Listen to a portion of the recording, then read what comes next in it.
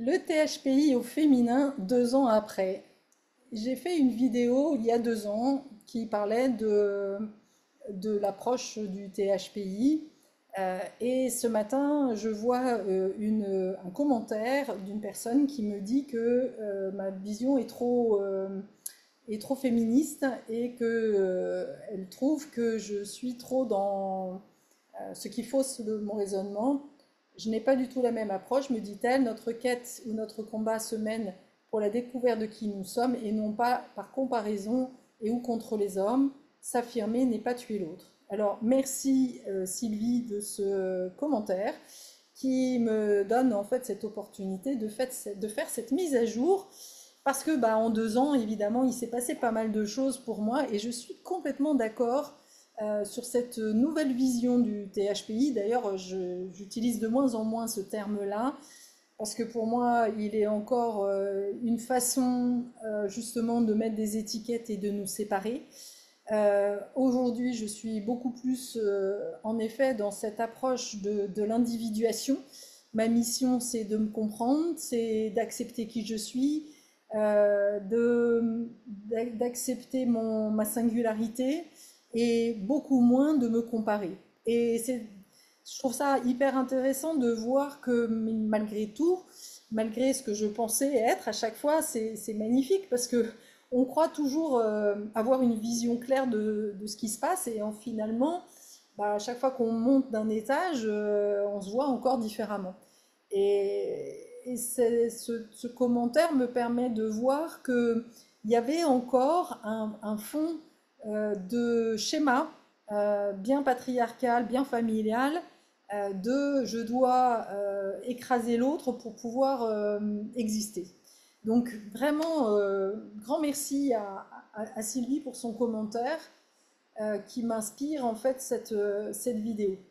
Et le chemin de l'individuation, justement de se comprendre, de se connaître, sans aller tomber dans le piège de la comparaison, voilà, je reconnais que c'était pas, que ça a été, je me suis pris les pieds dans le tapis et c'est ok, ça fait partie de mes expériences. Euh, et finalement, je vois bien qu'en effet, c'est pas comme ça que ça aide en fait à une humanité en paix. Euh, Ce que je vois, c'est que la connaissance de soi est vraiment le chemin qui mène à l'acceptation de soi. Connais-toi toi-même et tu découvriras l'univers et les dieux. Ce que je perçois aujourd'hui, c'est que justement, la richesse de Jane Keyes, qui est arrivée certainement à ce moment-là, d'ailleurs, je me souviens plus très bien quand est-ce que j'ai commencé ce travail sur les Jane Keyes. Il faudrait que je regarde quand est-ce que j'ai commencé à acheter tous les bouquins. Mais je trouve que c'est un outil très précieux justement pour aider à comprendre euh, les parts d'ombre. Et la comparaison fait peut-être partie, je ne vois pas très bien où, mais fait certainement partie de mes schémas dans l'ombre. Et, et je crois aussi, pour répondre à Sylvie, que plutôt que de me juger comme étant, alors là encore, de me plaquer une étiquette de féministe parce que je compare, non, enfin voilà, je vois pas trop le rapport. En fait, je suis pas féministe du tout. C'est pas du tout ma manière. Et ce que je précise très souvent, mais je le dis pas à chaque fois que je parle du masculin, quand je parle du patriarcat, je parle du système patriarcal dans lequel moi-même j'ai été enfermée. J'ai un côté masculin et un côté féminin. Et ça aussi, c'est super important de prendre conscience que cette comparaison, elle est déjà à l'intérieur de moi. Et aujourd'hui, je trouve que c'est plus intéressant d'ailleurs de voir la comparaison à ce niveau-là, parce que ce que l'on fait à l'extérieur, on le fait d'abord à l'intérieur de nous. Et je vois bien d'ailleurs que très souvent, la problématique qu'ont les personnes qui sont sur ce chemin de, de la, de l'éclosion de soi, j'ai envie de dire, et de vraiment l'incarnation au sens mettre dans la matière qui je suis, eh bien très souvent, on va se retrouver justement limité, bloqué par la vision, la perception que l'on a et la valeur que l'on a de cette dimension plutôt féminine. Euh, les, les personnes, enfin, pour moi, une des grandes différences en tant que THPI, c'est toutes mes perceptions. C'est la capacité, alors qui est plus ou moins développée, parce que, encore une fois, quand on est THPI, euh, il y a le THPI qui est traumatisé et le THPI qui n'est pas traumatisé. Et selon l'environnement dans lequel il a grandi, cette dimension de l'être, justement les deux dimensions féminin et masculin vont pouvoir se développer de manière équilibrée, c'est l'idéal. Mais je pense que c'est assez rare. On est quand même dans une société où très souvent le masculin, la dimension masculine est privilégiée. On te demande de faire un métier sérieux, on te demande voilà, de, euh, d'être sage, d'être etc., etc., d'être responsable. Et très souvent, la dimension plutôt de l'enfant, créative, joyeuse, corporelle, sensorielle, celle-là, bah, dans notre enfance, elle n'a pas toujours été très très valorisée. Et donc, au moment de la matérialisation, quand il s'agit de trouver ta vocation et de révéler qui tu es au monde, eh bien, il y a très souvent en fait une limite intellectuelle, enfin pas intellectuelle, inconsciente plutôt, de loyauté par rapport aux parents et de cette croyance, de cette ouais, auto-limitation qui fait que on reste dans la rigidité, dans le côté masculin et que l'on va pas, euh, on ne croit pas d'ailleurs, on n'a pas conscience à quel point nous sommes des êtres intuitifs. Le THPI est pour moi euh, l'être qui incarne la complétude en fait. Mais attention, encore une fois, je l'ai déjà dit dans ma précédente vidéo, mais ça ne veut pas dire qu'on est complet, mais que on a cette capacité et on a d'ailleurs ce potentiel justement de nous transformer. Nous sommes mutables. Je dirais que le THPI est pour moi euh, l'archétype de l'humain qui, qui va muter, qui doit muter. Et donc la mutation, ça passe déjà par un environnement sain, un environnement sécure, ce dont très souvent il a manqué dans son enfance. Et c'est ça qui va permettre justement ensuite à se développer. Euh, L'autre chose que je vois dans le THPI, alors là, je suis peut-être, comment dire, limitée par ma propre expérience. Hein, je ne peux parler que de ma propre expérience et des personnes que je vois, et j'ai conscience qu'il y a forcément un biais, puisque je ne reçois que les personnes qui se sentent appelées par la manifestation en fait de ma forme de THPI. C'est la notion de guérisseur blessé. Euh, et là, c'est Chiron. Chiron est pour moi justement la représentation, le symbole qui symbolise pour moi le THPI dans toute sa grandeur, avec justement les deux dimensions de la notion de raison. Il y a la raison plutôt intellectuelle, justement les schémas qu'on nous a appris, et l'autre dimension de la raison qui est une dimension plus spirituelle, qui serait plutôt de l'ordre de la connaissance. Et là, c'est très intéressant voilà, de comprendre qu'aujourd'hui, on est quand même dans une société qui privilégie le côté rationnel et qui a tendance en fait à nier tout ce qui touche aux perceptions. Or, ce que nous dit l'énergie de Chiron, c'est que justement l'humain n'est complet qu'à partir du moment où il a intégré cette dimension beaucoup plus corporelle, sensorielle, kinesthésique. Alors ce matin, je me suis connectée justement à cette énergie de Chiron, tu vois, qui est un centaure, et qui fait partie de ces cartes que j'aime beaucoup, la voix du cheval, et qui nous parle justement de cette raison lucide incarnée, qui sait que les limites de la raison ne sont pas les limites du savoir et de la connaissance, et certainement pas les limites de la réalité. Voici le dilemme. D'une part, nous avons perdu contact avec les fondations profondes de la raison, ses liens avec les sensations de l'organisme et le réseau des sensations dans la nature. D'autre part, nous n'avons pas fait pleinement usage du don de la raison que nous possédons déjà.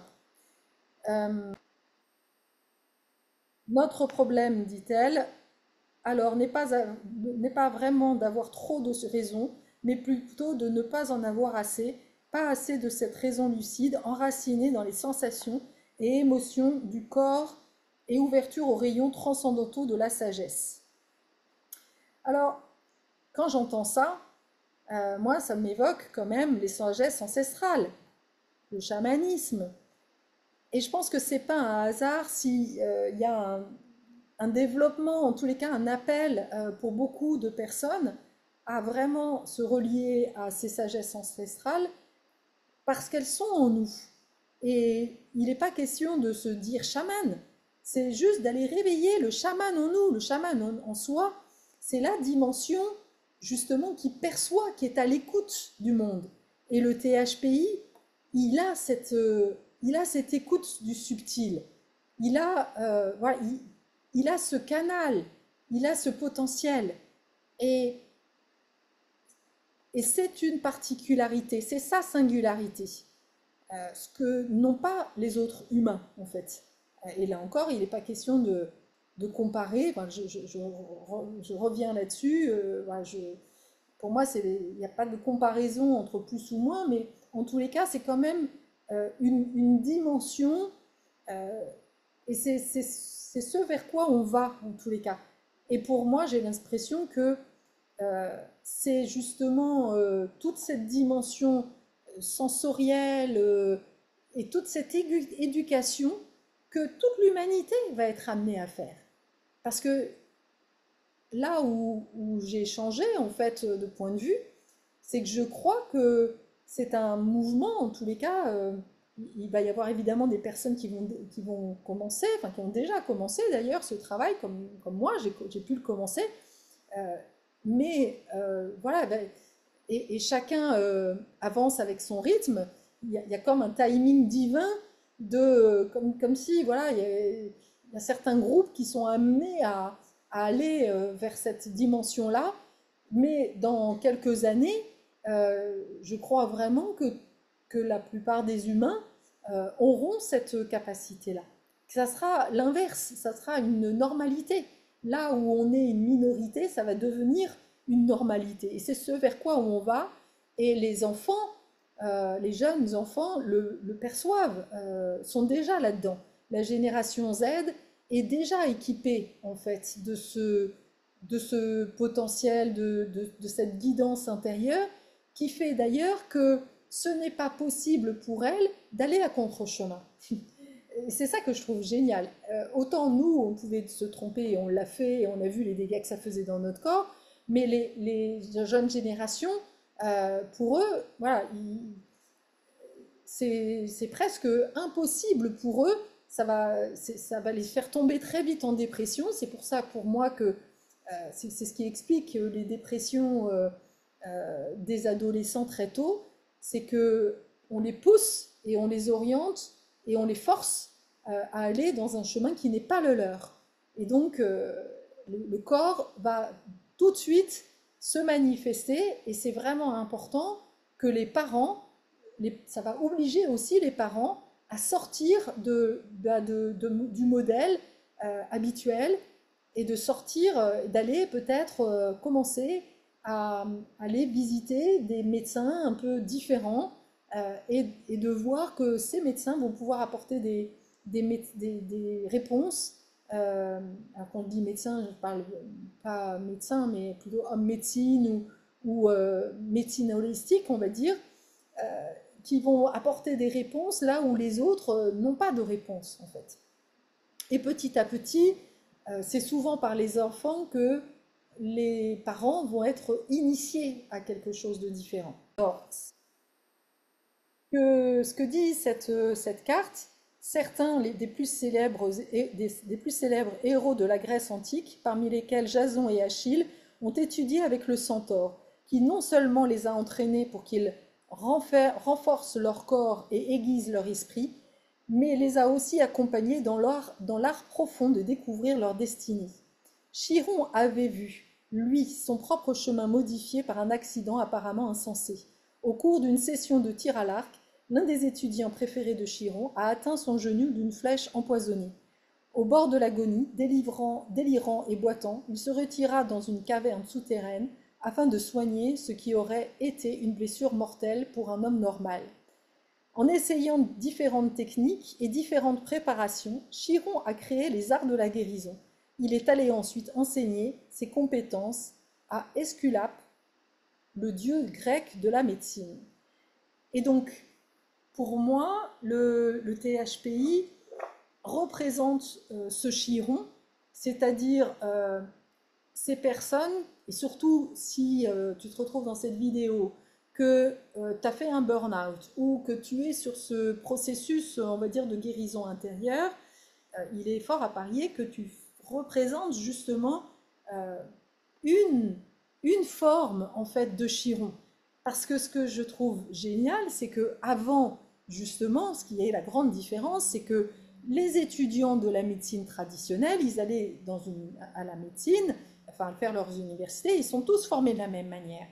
Là, en fait, euh, les THPI sont tous amenés à faire un chemin intérieur, vont se retrouver à un moment donné avec des chocs dans leur vie et vont faire un parcours personnel de guérison. Et grâce à ça, ils vont trouver leur propre médecine. Et chacun aura sa médecine. Et la médecine du THPI peut s'exprimer autrement que dans la santé. Attention, hein, euh, même si quelque part ça a forcément du lien, puisque tout est en lien avec la santé. Euh, Être dans sa destinée, c'est être en santé.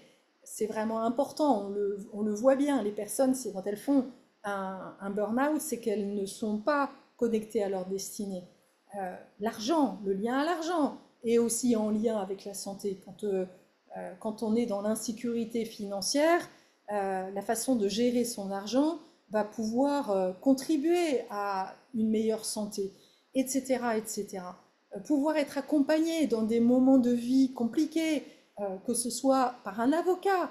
Euh, Aujourd'hui, je vois bien qu'il y a des avocats atypiques qui ont une dimension justement de cœur, une dimension de la compréhension de la différence qui n'a rien à voir. On n'est plus pris pour des numéros. Ça, ce sont des avocats Chiron.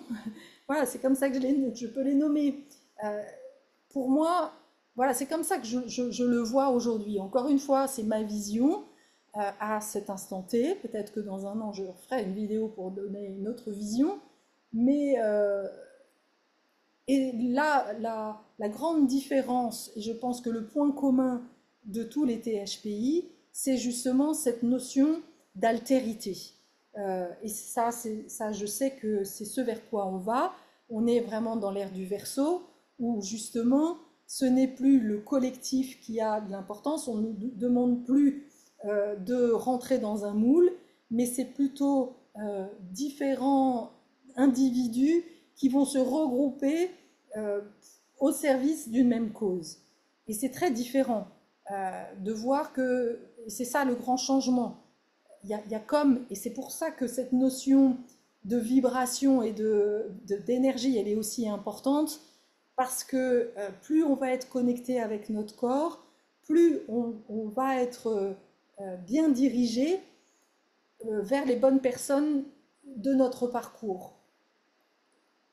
jusqu'à présent, on était dans une société où on avait l'impression qu'il y avait certaines personnes qui savaient et il y avait certaines personnes qui se mettaient en sachantes, qui croyaient détenir la vérité sur la guérison ou qui pensaient avoir la méthode pour gagner beaucoup d'argent, etc., etc., euh, et qui voulaient faire rentrer les gens dans leur méthode.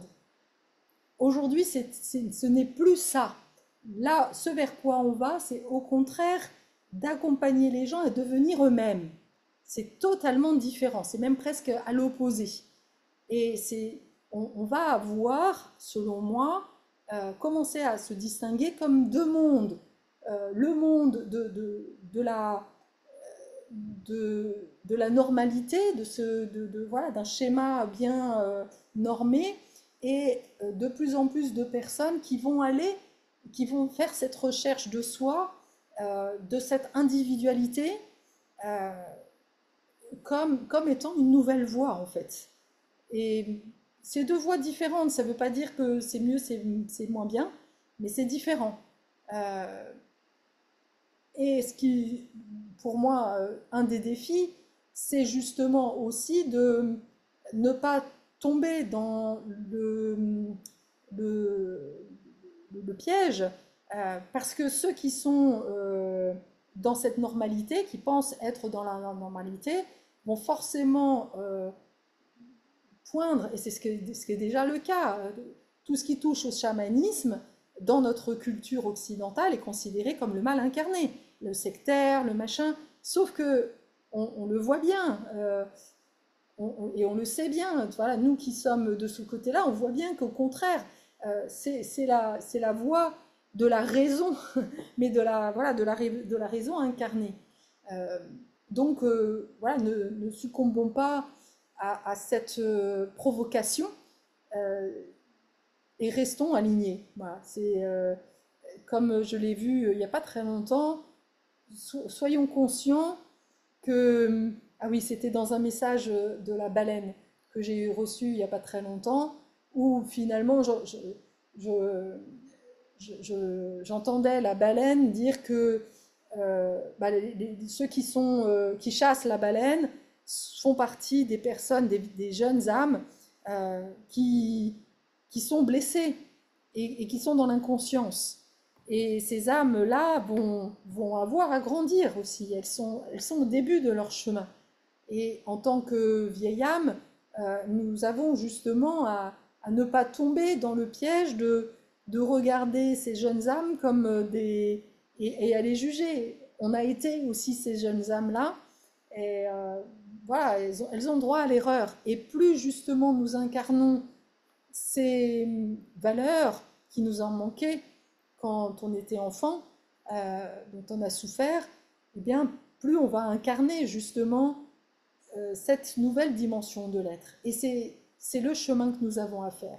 La notion de pardon, par exemple, qui est différente avec la notion d'excuse. Il n'est pas question d'excuser, mais voilà, de ne pas s'attacher justement à ces souffrances et de continuer notre propre chemin.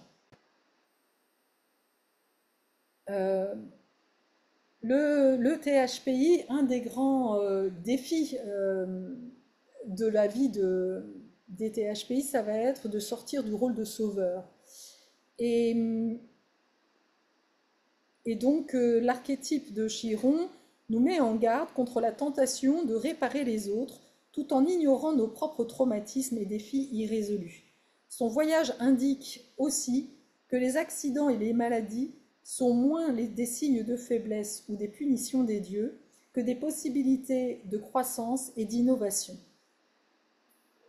Et là, on est complètement au cœur de la mission du THPI, qui est justement de faire ce chemin, d'aller regarder en face nos blessures, nos traumatismes, et vraiment de les transformer en possibilités de croissance et d'innovation.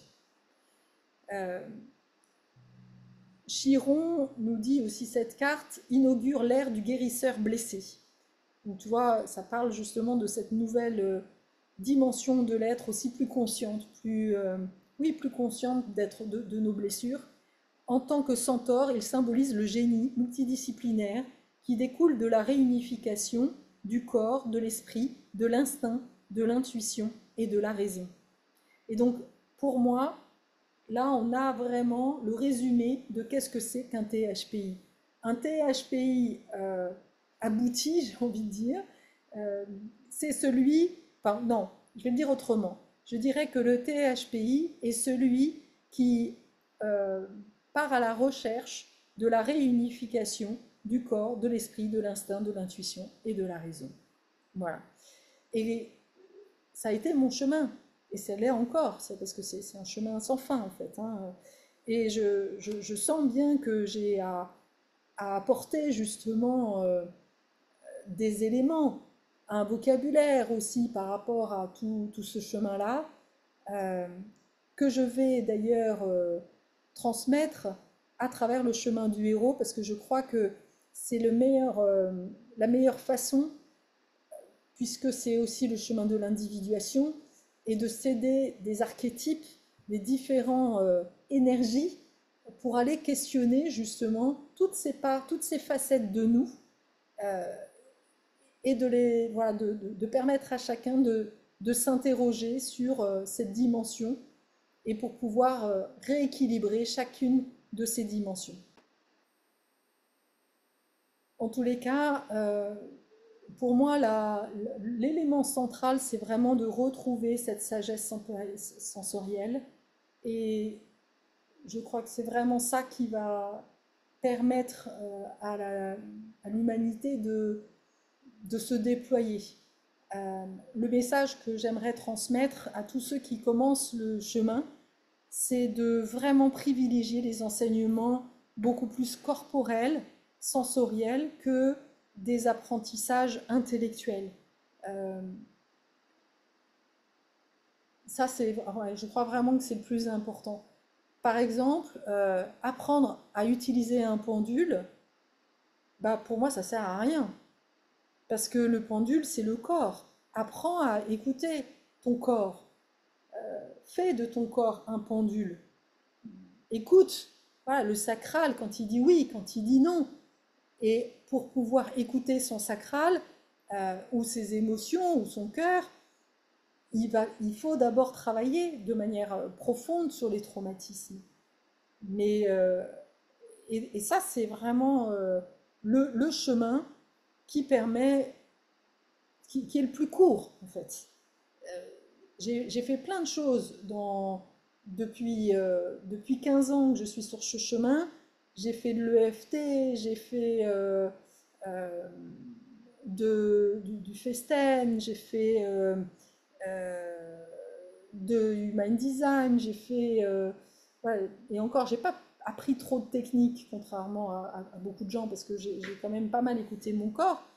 Mais là où je me félicite, c'est vraiment ouais, de tout le travail avec les chevaux, par exemple. Ça a été précieux pour moi de travailler avec ma jument. Et j'ai vu des choses magnifiques se passer, des synchronicités. Ma jument m'a énormément appris, en fait. J'ai entendu les messages qui se passaient. Enfin, c'est là où j'ai commencé à aussi entrevoir le monde de l'invisible.